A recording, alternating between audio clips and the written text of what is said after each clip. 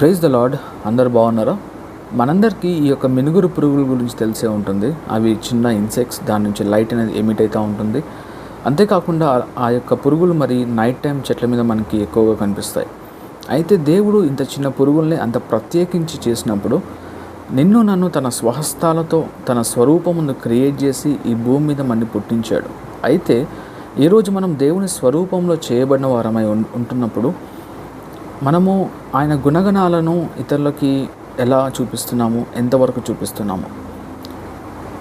నిర్గమకాండం 34వ అధ్యాయంలో మోషే గారు మరి దేవునితో సీనాయి పర్వతం మీద 40 రాత్రి పగళ్ళు గడిపి కిందికి దిగి వస్తున్నప్పుడు మోషే గారి ముఖ చర్మం అనేది ప్రకాశమానంగా ఇశ్రాయేలులకు కనిపించిందంట.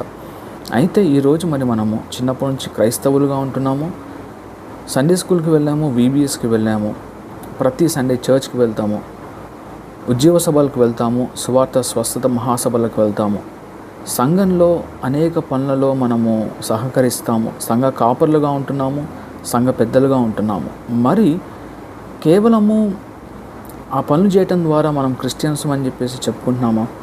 లేకపోతే నిజంగా దేవుల్లో మనం జీవిస్తూ, దేవుల్లో మనం నడుస్తూ ఆయన వెలుగు సంబంధులుగా మనం జీవిస్తున్నామా?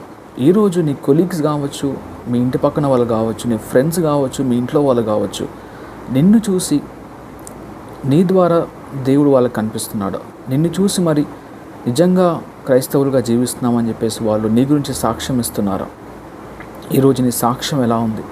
నువ్వు నిజంగా వెలుగు సంబంధిగా ఉంటున్నావా, లేకపోతే చీకటి సంబంధిగా ఉంటున్నావా? నీలో ఉన్న వెలుగు దేనికి దారి తీస్తుంది? ఒకసారి ఆలోచించుకో.